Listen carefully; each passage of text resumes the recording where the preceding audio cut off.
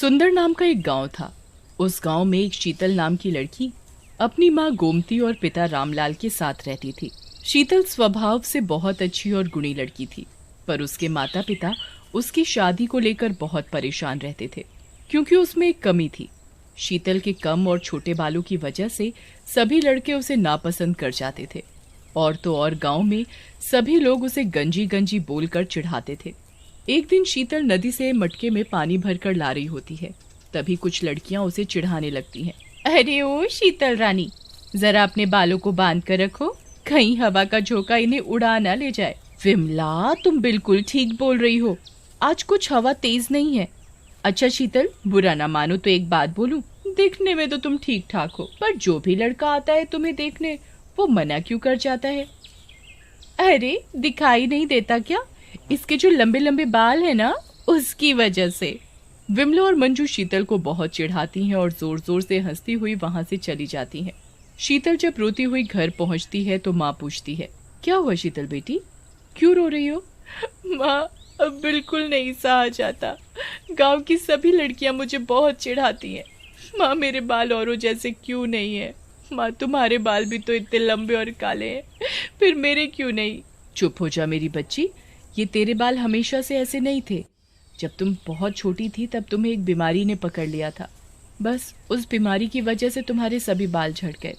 माँ, गांव के सभी लोग मुझे गंजी गंजी बोलकर चिढ़ाते हैं, तो मुझे बिल्कुल अच्छा नहीं लगता। अच्छा माँ, अभी मेरा मन कुछ अच्छा नहीं है तो मैं थोड़ी देर के लिए नदी पर जाती हूँ, जल्दी वापस आ जाऊंगी। ठीक है बेटी, जाओ, तब तक तुम्हारे बापू भी काम से घर आ जाएंगे। गांव की लड़कियों की बातों से शीतल का मन बहुत दुखी होता है। वो नदी किनारे जाकर बैठ जाती है और पानी में अपनी छाया देखकर बहुत रोती है। रोते हुए उसके आंसू नदी में टप टप कर गिर रहे थे। तभी नदी से एक चुड़ैल प्रकट होती है।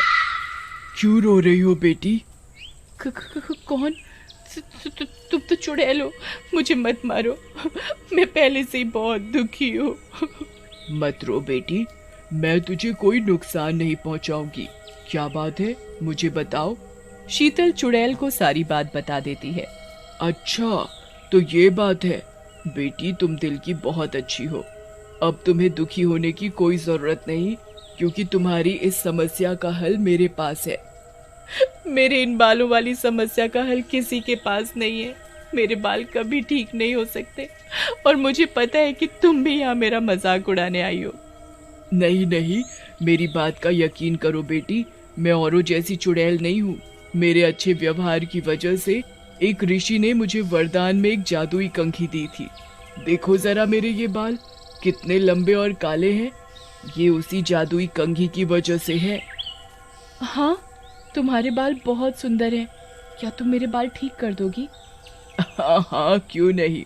चुड़ैल अपनी जादुई कंघी से शीतल के बाल काटने लगती है। जैसे जैसे शीतल के बालों में कंघी जाती, उसके बाल लंबे होते जाते।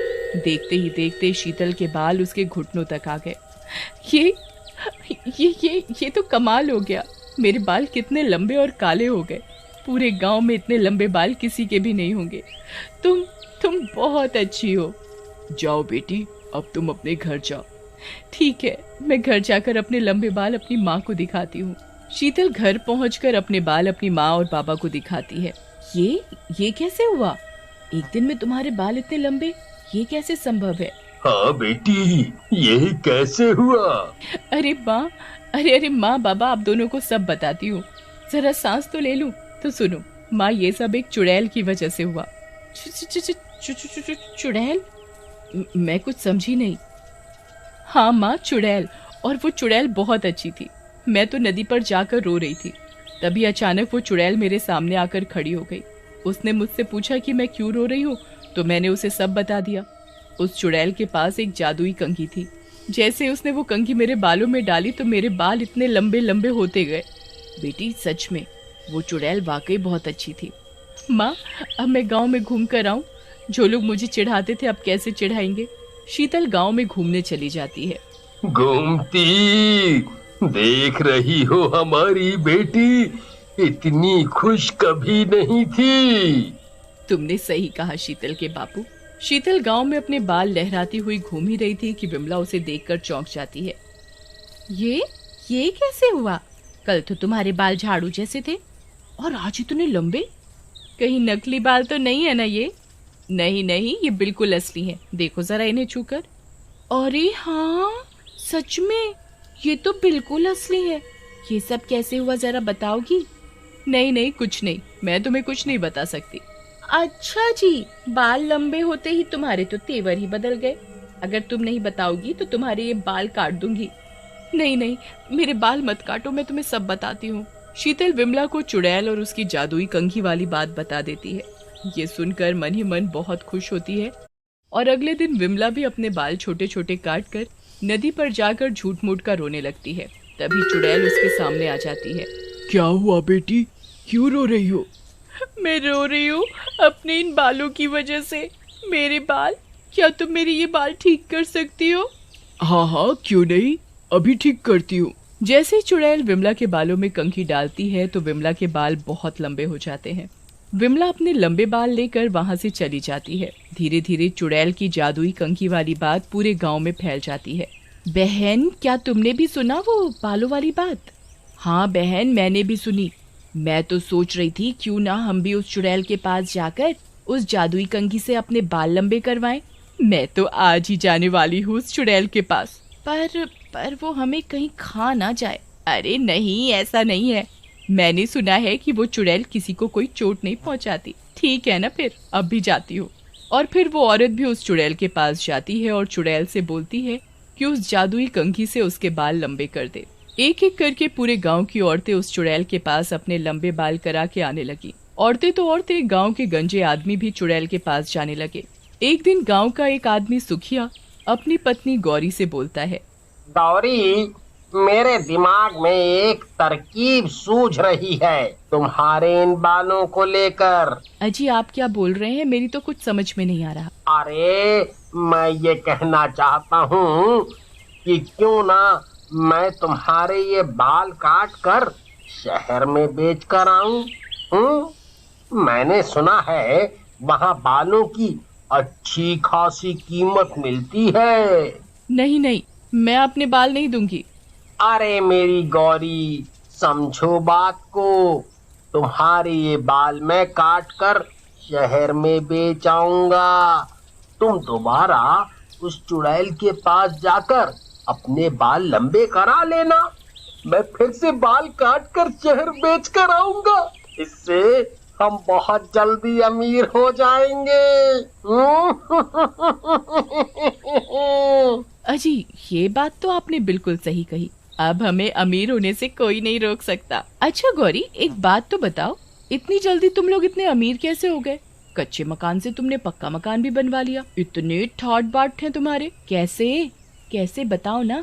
अच्छा तो सुनो, तुम मेरी सबसे अच्छी सहेली हो तो तुम्हें बता देती हूँ।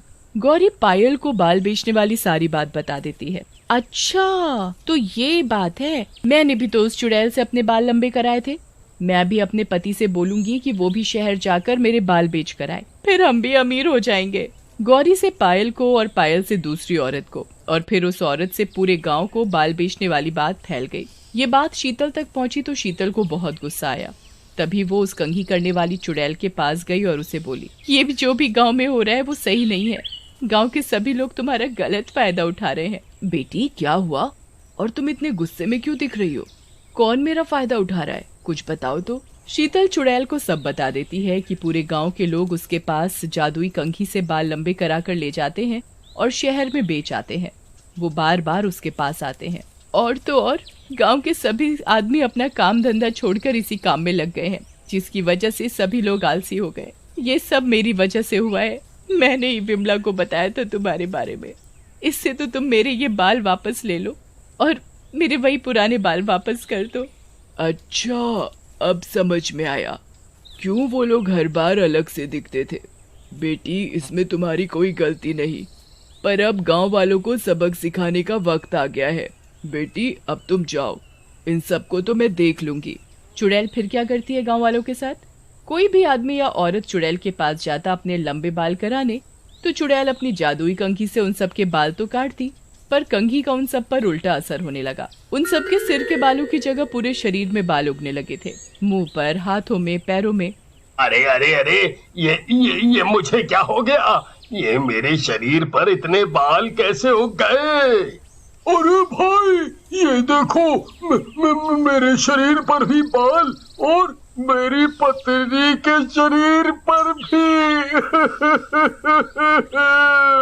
हाय रे, मेरे इतने सुंदर बदन पर ये भालू जैसे बाल कैसे उगाए? पूरे गांव के लोग एक जगह इकट्ठे हो जाते हैं। अरे भाइयों, ये सब हमारे साथ क्या हो रहा है? तभी वहाँ शीतल आ जाती है। ये सब तुम्हारी अपनी वजह से हो रहा है। तुम सबके बाल बेचने वाली बात उस चुड़ैल को पता चल गई। तुम सबने उसकी कंघी का गलत फायदा उठाया। चुड़ैल ने तुम सबको ये सजा दी है। शीतल बेटी, हम सबसे बहुत बड़ी गलती हो गई, हमें माफ कर दो। माफी मुझसे नहीं, उस चुड़ैल से मांगो जाकर। हाँ हाँ भाइयों, सब चलो, शीतल सही बोल रही है, हम सबको चुड़ैल से माफी मांगनी चाहिए। सभी गांव वाले उस चुड़ैल के पास जाते हैं और उससे माफी मांगते हैं। तुम सबको अपनी गलती का एहसास हो गया है, इसलिए मैं तुम सबको माफ करती हूँ। सभी गांव वाले पहले की तरह हो जाते हैं। अब उनके शरीर से सारे बाल हट चुके थे। वो चुड़ैल भी वहाँ से चली जाती है और फिर कभी नहीं दिखती वहाँ।